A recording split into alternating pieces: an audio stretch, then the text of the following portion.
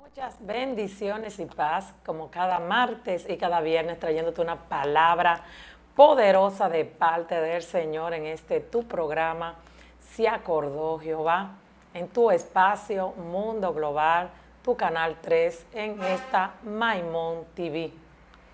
Hoy te traigo un tema muy interesante, pero también, además de interesante, muy delicado. Y le he colocado como nombre Ofrenda Voluntaria Parte 2. Parte 2 porque ya he hecho un grabado de el libro de Segunda de Reyes en su capítulo 12. Estamos hoy por Segunda de Reyes capítulo 22. Pero ese día fue imposible transmitir en este programa. Subimos al Facebook una grabación donde se habla de esta primera parte, donde está el Segunda de Reyes en su capítulo 12, pero hoy toca capítulo 22 y creo y estoy totalmente segura de que es de Dios hablar de este tema, porque una vez más, uno de los reyes que gobernaba en Judá en aquellos tiempos, habla de nuevo en el capítulo 22, que fue el rey Josías, habla de la ofrenda del templo. Pero en el capítulo 12 de Segunda de Reyes habla el rey Joás, que fue quien gobernó en aquel tiempo. Pero como hoy me toca hablar del capítulo 22, pero es casi el mismo tema. De modo que yo sé que Dios va a hablar a nuestras vidas en esta tarde, en esta hora en la cual tú estás transmitiendo esta programación de Se Acordó Jehová. Así que yo te animo para que escuche, para que veas hasta el final de este video. Quiero aprovechar la oportunidad e invitarles a mis amigos, a mis hermanos, a que nos sigan en Facebook como Se Acordó Jehová. Suscríbase también a nuestro canal de YouTube como Rufina Díaz TV. Suscríbase y comparta nuestros videos. Yo sé que Dios estará hablando a sus vidas. Y quiero leerle aquí en Segunda de Reyes, su capítulo 22, a partir del versículo 3, una palabra que sé que es de parte del Señor, la cual va a hablar a nuestras vidas. Y dice así en el capítulo 22, a partir del versículo 3, dice así en el nombre de Jesús. En el año 18 de su reinado, el rey Josías mandó a su cronista Safán, hijo de Azalías y nieto de Mesulán, que fuera al templo del Señor y le dijo: preséntate ante el sumo sacerdote Hilquías y encárgale que recoja el dinero que el pueblo ha llevado al templo del Señor y ha entregado a los porteros. Ordena que ahora se les entregue el dinero a los que supervisan la restauración del templo del Señor, para pagarles a los trabajadores que lo están reparando. Que les paguen a los carpinteros, a los maestros de esta obra y a los albañiles, y que compren madera y piedras de cantería para restaurar el templo. Pero no les pedirán cuenta a los que están encargados de pagar, pues ellos proceden con toda honradez. El sumo sacerdote Hilquías le dijo al cronista Safán: he encontrado el libro de la ley en el templo del Señor. Entonces se le entregó a Safán, y éste, después de leerlo, fue y le informó al rey: los ministros de su majestad han recogido el dinero que estaba en el templo del Señor y se lo han entregado a los trabajadores y a los supervisores. El cronista Safán también les informó al rey que el sumo sacerdote Hilquías le había entregado un libro, el cual leyó en su presencia. Cuando el rey oyó las palabras del libro de la ley, se rasgó sus vestiduras. voy a dejarlo hasta aquí, puesto que es una lectura bien larga, pero aquí hay un resumen en la primera parte de este tema, el cual quiero hablarle en esta hora, al cual le he colocado como nombre, como dije anteriormente, ofrenda voluntaria. Fíjese bien que el versículo 5, donde el rey ordena que se le entregue el dinero a los supervisores y a los que iban a hacer el trabajo, él estaba ordenando que le entregaran el dinero porque estas personas iban a restaurar el templo del Señor. Y todavía hoy esto no se ha terminado, que con la ofrenda voluntaria que cada persona pues lleva a su congregación, no ha acabado de restaurarse el templo del Señor. Porque el templo de Dios somos cada uno de nosotros. Nosotros somos la iglesia de Dios y hay mucho que reparar en la iglesia del Señor, pues hay muchos necesitados. Y como la palabra de Dios habla bastante de los huérfanos, de las viudas y de muchas necesidades más que hay en el templo del Señor, como también para la reparación, para los pagos de alquileres, para cualquier necesidad de algún hermano que surga rápidamente, para los misioneros y tantas cosas que en el camino se pueden presentar, pues lamentablemente todavía el dinero es necesario para hacer la obra de Dios. Ahora bien, yo decía en el primer video que esto es muy delicado, hablar de dinero en la iglesia del Señor. Yo simple y llanamente quiero abstenerme, porque también aquí en esta lectura habla solo de la ofrenda. No me quiero expandir porque es muy delicado hablar del diezmo y de todas esas cosas yo no me quiero meter. Simple y llanamente, de acuerdo a lo que me toca hablar, pues de esto hablo, pues es un tema, como dije antes, muy, pero muy delicado. Pero vengo a decirte una cosa de parte del Señor. Cuando una persona es fiel en lo poco, Dios lo va a poner en lo mucho. Cuando una persona ha sido bien administrador de su casa, buen administrador de su vida privada, pues yo estoy segura que Dios, que ve todo, Dios que lo sabe todo, le va a colocar también de que sea un administrador de los bienes del Señor. Ahora bien, ¿qué requiere una persona para administrar en la casa de Dios? En Éxodo, en el libro de Éxodo, cuando Jetro le da esta consejería a Moisés, le da un consejo. Allí en el libro de Éxodo, en su capítulo 18, lo voy a buscar, versículo 21, hay ciertas cualidades las cuales tiene que tener una persona elegida para ministrar el dinero en la casa del Señor. Vamos a ver qué dice esta palabra. Vamos a leerla. Éxodo capítulo 18, versículo 21. Él le dice así: elige tú mismo entre el pueblo hombres capaces y temerosos de Dios, que amen la verdad y aborrezcan las ganancias mal habidas. Y designa los jefes de 1000, de 100, de 50 y de 10,000 personas.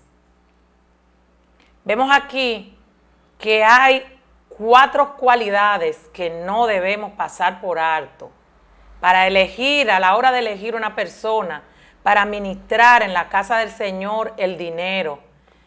El libro de Proverbios dice que la raíz de todos los males es el amor al dinero. Y algo muy importante, esta persona debe tener una cualidad y es no ser avara. La avaricia puede conllevar a cosas muy terribles. Estas cualidades que habla este corto versículo en la palabra de Dios, habla de la capacidad, habla de la habilidad, habla del liderazgo, cuando habla de virtudes, porque la persona que vaya a hacer estas cosas tiene que tener virtud. ¿Qué significa capacidad, habilidad, liderazgo? Debe de saber administrar, debe de tener respeto también, entre otras. ¿Qué habla también este versículo? Habla del temor de Dios. tiene que ser una persona temerosa de Dios. Pues una persona que teme al Señor no va a tocar las cosas ligeramente o va a invertir el dinero en otras cosas que no se le dijo o que no se debe invertir, y va a ser una persona muy cuidadosa. La tercera cosa que habla este versículo es de la veracidad. Habla de la veracidad. La veracidad, esto es una persona que debe tener un historial público. Debe de tener un historial público donde tenga un carácter y una conducta honesta. Esta persona debe de ser una persona honesta. Una persona que no ande, como dicen por ahí, en tramoyería. Que tenga un buen testimonio, sobre todo. Y la cuarta cosa que yo tomé de aquí, que fue la primera que mencioné, es sobre todas las cosas, debe de ser una persona no avara. Una persona que aborrezca las ganancias deshonestas. Una persona que no se dé a la corrupción. Una persona que no se deje vender. Una persona que no se vaya porque soy amiguita o amiguito de fulano en la congregación. Ahora voy a hacer tal cosa. No. Una persona totalmente transparente. Una persona temerosa, como dije anteriormente. Que no se vaya de un lado y de otro. Hubo un hombre de Dios un rey, una autoridad muy grande, Nabucodonosor, lo pone en un lugar distinguido y lo hace gobernador allí. Y fue Daniel en el capítulo 2, versículo 8, quiero leerlo, donde el rey engrandece a Daniel. Porque Daniel demostró que era un hombre de Dios, que era un hombre que temía al Señor. Pues cuando él fue al rey Nabucodonosor, que le va a descifrar el sueño, lo primero que Daniel hace y dice es: oh rey, sepa usted que este sueño es Dios quien se lo va a usted a descifrar. Porque ¿sabes qué? La persona que da la honra y la gloria a Dios, Dios, dice la palabra del Señor, que Él honra a los que le honran. Voy a buscar ahora a Daniel, quiero leerle esto. Daniel, profeta del Viejo Testamento, donde fue exaltado por el rey Nabucodonosor. Daniel en su tiempo, que fue llevado como esclavo a Babilonia, pero Daniel era de la realeza. Daniel no era cualquier cosa, era un joven estudiado y con una gran capacidad, porque estaba en el propósito de Dios que Daniel fuera a Babilonia. Dice aquí Daniel 2, en su capítulo 48, dice: luego el rey puso a Daniel en un puesto prominente y lo colmó de regalos. Lo nombró gobernador de toda la provincia de Babilonia y jefe de todos sus sabios. Pues Daniel había colocado a Dios en primer lugar. Como dije anteriormente, Dios honra a los que le honran. Daniel allí mostró que era capaz de gobernar. Daniel allí mostró que tenía habilidad. Dios descifró el sueño. Dios le reveló lo que el rey quería que le aclararan. Cosa que los sabios, cosa que aquellos adivinos que habían venido delante del rey no habían podido hacer. Daniel fue capaz, tuvo la capacidad, y el rey inmediatamente ve que este joven era digno de llevar un liderazgo. Él podía ser puesto en cualquier lugar y iba a ser capaz de gobernar como a Dios le agradaba. Y se vio directamente que Daniel no era avaro, no había ido delante del rey, le había pedido dinero para hablarle de este sueño. Tampoco le dijo: rey, mire, usted mate a todos esos adivinos, a toda esa gente que no son de Dios, pero a mí resérveme la vida porque Dios a mí me ha revelado el sueño y solamente yo soy de Dios. Daniel no hizo eso. Daniel va delante del rey y él pide también misericordia por los demás que pues estaban en lista para ser matados porque ninguno había podido pues descifrar el sueño del rey.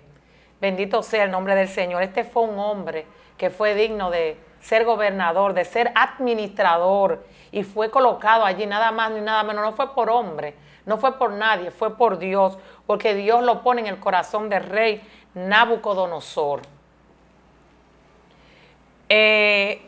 Ofrenda voluntaria. ¿Qué es una ofrenda voluntaria? Es algo que sale del corazón de una persona. Algo que la persona quiere dar voluntariamente, con amor, no con tristeza, no con dolor, no porque lo debo hacer, no porque es obligado. Eso es algo que te sale del corazón. Cuando tú vas al templo de Dios, que tú dices, bueno, yo voy a aportar algo, pero usted no va a dar lo que no tiene. Porque como siempre digo, nadie da lo que no tiene. Por eso es tan delicado hablar del diezmo. Sobre todo en este país, la República Dominicana, que hay tantas personas, hay muchos ricos, hay mucha gente adinerada, pero también hay muchas personas necesitadas que se congregan también. Personas que el sueldo o lo que le entra no le alcanza para sobrevivir. Por eso me gusta mucho hablar de la ofrenda voluntaria. Y hay una palabra que está en el libro de Primera de Corintios. Primera de Corintios, donde habla, Primera de Corintios capítulo 9, versículo 7, donde dice que cada uno dé como propuso en su corazón, no con tristeza, no porque tengo que hacerlo. Dice aquella palabra allí, la puedes buscar, porque Dios bendice al dador alegre. Así que tú como miembro, tú como visitante de esa iglesia, vengo a decirte de parte del Señor que dice que es mejor dar que recibir. Y yo sé que Dios te va a bendecir. Yo sé que lo que usted siembre, cuando usted siembra un granito de habichuela, ese granito va a germinar, va a morir la semilla, va a germinar y luego va a dar un ramo, y este va también a dar frutos. Y luego usted va a poder cosechar. Dice la palabra de Dios, no es rey. Pues Dios no puede ser burlado. Usted va a cosechar lo que usted sembró. Y si usted siembra, usted va a cosechar. En el libro de Lucas, en su capítulo 21, hay una historia donde Jesús habla de una viuda. Dice que estaba en el templo y estaba observando a todos los ricos que estaban llevando grandes ofrendas. Todos estaban ofrendando, estaban dando grandes ofrendas. Pero pasó una viuda. Hablar de viuda en aquellos tiempos era hablar de una persona pobre. Imagínense, el esposo se había muerto, no tenía sostén, pero esa viuda pasa adelante a llevar una ofrenda. Dice la palabra de Dios que ella donó 2 blancas que no tenían mucho valor. Pero Jesús, hablando con sus discípulos, le dijo, ustedes vieron que todos llevaron grandes ofrendas, pero le voy a decir algo. Esa viuda que dio esas 2 blancas ha dado más que todo, porque ella ha dado su sustento, todo lo que tenía, pero los ricos dieron de lo que les sobraba. Así que yo me imagino y creo, aunque las escrituras no lo detallan, que esta viuda fue bendecida por el Señor, pues ella dio esas 2 blancas, que era lo único que tenía, era su único sustento que tenía. Bendito sea el nombre del Señor. Hay una palabra en el libro de Timoteo, porque quiero hablar de esos hombres, quiero hablar de la familia, quiero hablar del hogar. Y esta es una palabra que está en Primera de Timoteo, en su capítulo 5. Quiero leerla. En su capítulo 5, versículo 7. Oiga lo que dice la palabra del Señor. Dice la palabra del Señor, hablando Pablo, dice, encárgales estas cosas para que sean intachables. El que no provee para los suyos y sobre todo para los de su propia casa, ha negado la fe y es peor que un incrédulo. Imagínese usted, si usted no provee en su casa, no provee en su familia, no provee para sus hijos, para su esposa, ¿cómo usted piensa que va a poder ir a administrar en la casa del Señor. Es decir, como dicen por ahí, un decir, oscuridad en la casa y luz fuera. El que no provee, como dice esta palabra aquí, en su casa, ha renegado de la fe. Porque usted no puede proveer fuera y en su casa entonces ser tinieblas. Pues como dice la palabra, tenemos que poner en práctica la palabra del Señor. Tenemos que hacer vivencia lo que leemos en la palabra del Señor. Pues aquí dice que el que no provee a los suyos, mucho menos va a poder proveer a los de afuera. Pues usted primeramente, como dije al principio, tiene que ser un buen administrador de sus bienes, de su casa, y luego Dios lo va a colocar a proveer en la casa del Señor. Hay muchas personas también que no se saben suministrar. Muchas personas que se meten en tremendos líos, porque especialmente aquí en la República Dominicana se vive de el qué dirán. Y he notado mucho en estos casi 3 años que vivo aquí, que las personas viven mucho de la apariencia. La gente quiere aparentar lo que no tiene. La gente quiere tener un buen auto. Oiga, aunque viva en una choza, pero quiere estar montado si es posible en el último modelo. Pero no debemos vivir de apariencia, porque vamos a fracasar. Cuando queramos vivir de la apariencia vamos a fracasar. Debemos de ser buenos administradores para que podamos progresar en la vida. Ahora yo vengo a hacer una pregunta. ¿Qué se supone que se debe de hacer con la ofrenda que entra a la congregación? Con la ofrenda, como dije anteriormente, que entra a la congregación. Anteriormente, la iglesia primitiva, allí en Hechos, habla de la iglesia primitiva donde los hermanos compartían todos sus bienes. Yo digo que se fueron de un extremo a otro. Dice que no hacía falta nada, porque los hermanos vendían todas las cosas y lo compartían con los que no tenían nada. Pues esto es lo que se debe hacer con la ofrenda. Se debe de ayudar a los necesitados. Yo quiero leer aquí en el libro de Hechos, en el capítulo 11, versículo 29, libro de Hechos. Lo voy a leer,